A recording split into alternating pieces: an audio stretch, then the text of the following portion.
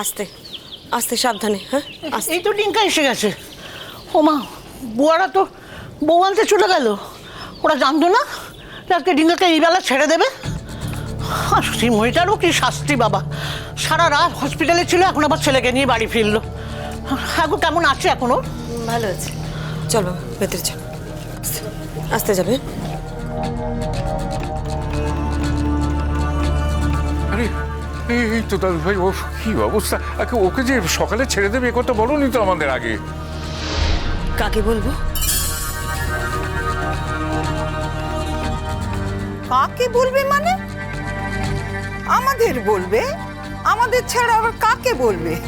ফিরে যখন এখানে আসতেই হবে তখন আমাদের ছাড়া আর কাকে বলবে বলো? তাছাড়া তোমার ভাই তোমাকে আর তোমার ছেলেকে নিশ্চয়ই তার বাড়িতে নিয়ে গিয়ে তুলবে না। মা বাপের বাড়ি যেতে যাবে কেন? আমি বা মামা বাড়ি গিয়ে থাকবো কেন ঠাম্মি? তুমি তো এখন অসুস্থ, তাই তোমার সঙ্গে তো কথা বলা যাবে না কো।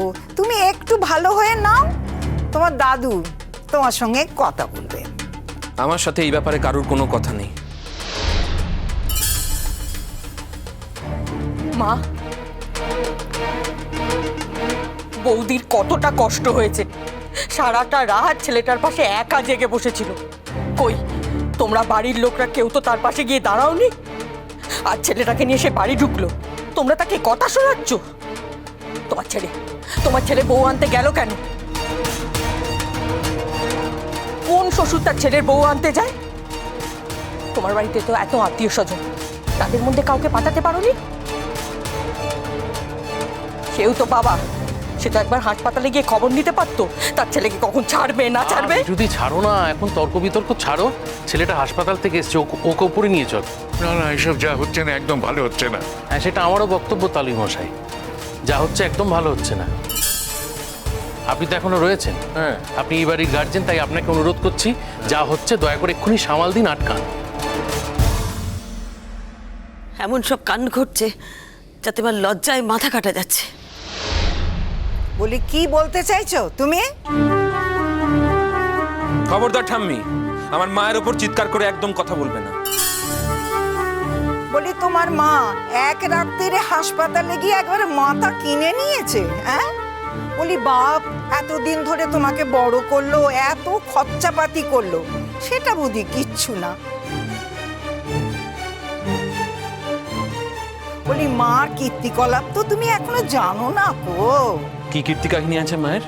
আমি জানতে চাই কি। টিঙ্কা, সমস্ত বাজে সময় নষ্ট করার সময় আছে তোর? সবেমাত্র হসপিটাল থেকে এসেছিস, চলো পরে চল। দাঁড়াও না, কি বলো? আচ্ছা দিদি, কেন এত চেঁচামেচি করছো বলো তো? শ্রীময়ী তো ডিঙ্কাকে নিয়েই বাড়িতে ঢুকেছে। তাছাড়া ও তো ডিঙ্কাকে নিয়ে সারা রাত ছিল। কেন এত বকাবকি করছো বলো তো? বলি, তোমরা বুঝবে না, তোমরা এসেছো দুদিনের জন্য, আবার চলে যাবে। আমি কি নিয়ে ঘর সংসার করি সেটা তো তোমরা জানো না কো। সবকিছু একটা সীমা আছে, তুমি সীমা ছাড়িয়ে যাচ্ছ। তুমি যে বাড়িতে রয়েছে সে বাড়ি একটা ডিসিপ্লিন রয়েছে, সেই ডিসিপ্লিনটা তুমি মানছো না। এবারে ডিসিপ্লিনটা কি? হ্যাঁ, আমি যখন হসপিটালের বেডে শুয়ে মৃত্যুর সাথে পাঞ্জা লড়ছিলাম, তখন আমার বাবা অফিস কলিগকে নিয়ে মাঝ রাতে আমার দেখতে গিয়েছিল। এটাই বাড়ির ডিসিপ্লিন? হ্যাঁ, টিঙ্কা, না না, দাঁড়াও দাঁড়াও। ওই ভদ্রমহিলা আমার বাবার ছায়া সঙ্গী। অফিসের ট্যুর বলে বাবা ওর সাথে রাত কাটায়, এটা এই বাড়িতে শেখানো হয়? এটা ডিসিপ্লিন দাদু? মা তো রাতের পর রাত আমাকে সেবা করেছে, তোমাদের ডিসিপ্লিন একবারও বলেনি, বাধ্য করেনি আমায় দেখতে যেতে? তোমরা জানতে চেয়েছো আমি কিরকম আছি, মা কিরকম আছে, মা খাবার খেয়েছে কিনা? তোমরা জানো মা, তুমি বলেছো তুমি কি করে টাকা জোগাড় করেছো? মা নিজের গয়না বিক্রি করেছে, নিজের গয়না বিক্রি করে আমার হসপিটালের বিল মিটিয়েছে। তোমরা তো কেউ জানতে চাওনি, তোমাদের ডিসিপ্লিন সেটা বাধ্য করেনি তোমায় জানতে। টিঙ্কা চুপ কর। যা তো, বিলটা মেটানো হয়েছে কিনা? চুপ কর টিঙ্কা, শান্ত হ। না না, কেন শান্ত হবো? শুনে রাখো একটা কথা, পরিষ্কার শুনে রাখো দাদু, তুমি যদি এই বাড়ির গার্জেন হও, আমি এই বাড়ির ছেলে। হ্যাঁ, আমি ছেলে, আমি আমার মায়ের ছেলে।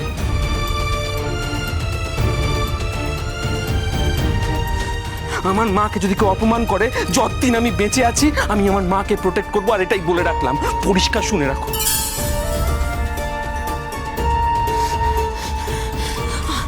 ডিঙ্কা, ডিঙ্কা,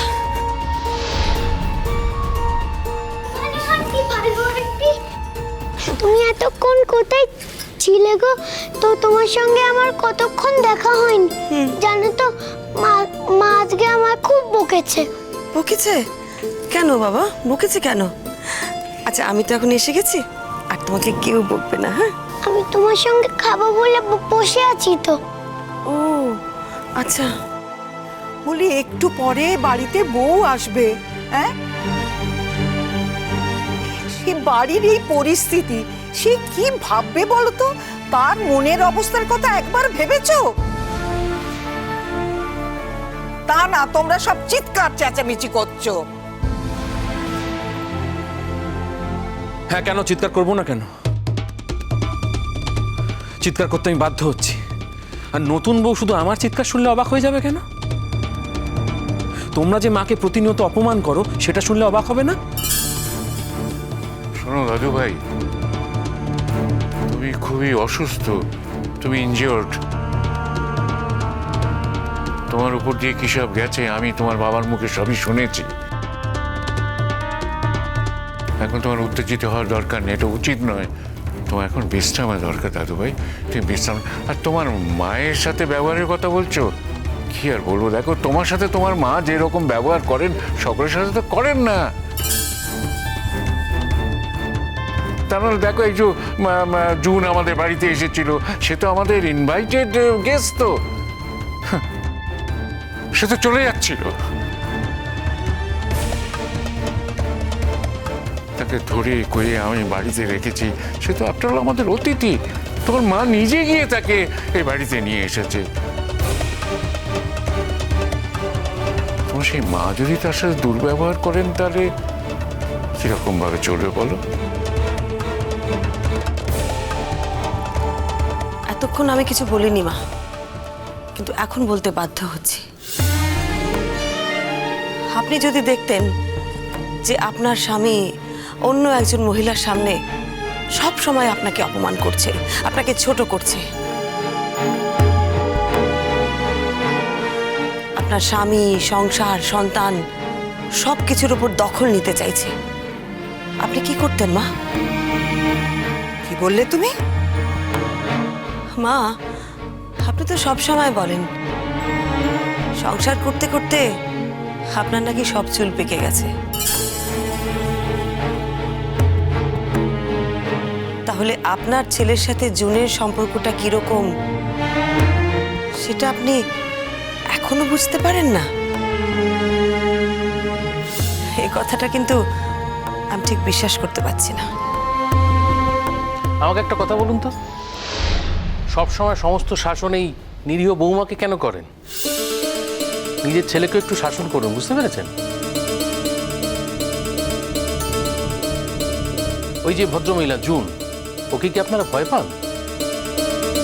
মানে ও চাকরি করে বলে, মাসে কটা টাকা রোজগার করে বলে, আমি একটা জিনিস বুঝতে পারছি না, ও যে টাকাটা রোজগার করে সেটা তো ওর নিজের, তার সঙ্গে তো আপনাদের কোনো সম্পর্ক নেই, তাহলে প্রতিবাদ করেন না কেন? খবরদার বলছি দীপু, তুমি আমাদের বাড়ির লোক নও, তুমি বাইরের লোক। তুমি বাইরের লোক হয়ে আমাদের বাড়ির মধ্যে তুমি আসবে না, কোনো কথার মধ্যে আসবে না।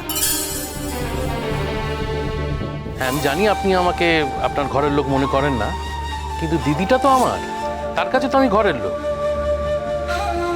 আমার চোখের সামনে যদি আমি দেখি আমার দিদির কোনো অপমান হচ্ছে বা তার স্বার্থ বিঘ্নিত হচ্ছে, তাহলে কিন্তু আমি প্রতিবাদ করবই, আমি চুপ করে থাকবো না।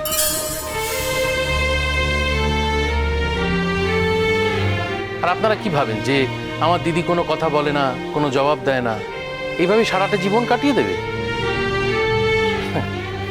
দিদি সারা জীবন চুপ করে থাকবে না। দিদি হয় কথা বলবে, নয়তো দিদির হয়ে অন্য কেউ কথা বলবে। আর এবার একটু নিজের ছেলেকে শাসন করা শুরু করুন। বাড়িতে যে ব্যভিচার চলছে, নাটক চলছে, বন্ধ করুন। ছাড়ো না ছোদ্দা, কথায় কথা বাড়বে। এক্ষুনি নতুন বউ ঘরে এসে ঢুকবে, বৌদির এখন অনেক কাজ। এই তুই থাম দেখিনি, তুই কেন আমাদের মধ্যে কথা বলছিস? সকালে এসে কোথায় আমাকে সাহায্য করবি তা নয়, বৌদির পেছন পেছন ঘুরছিস বলে বৌদির হয়ে তুমি সাউকুরি করছো না। কে বরণ করবে, কাকে বরণ, আরে তোর এত মাথা ব্যথা কিসের রে? তুই কেন এসব কথা বলবি? সে তুমি আমাকে থামিয়ে দাও বা যা করো, যতই হোক বৌদিরই তো ছেলে। নতুন বউ এলে বৌদিকেই বরণ করতে হবে, সে তুমি রাগই করো আর ঝালই করো।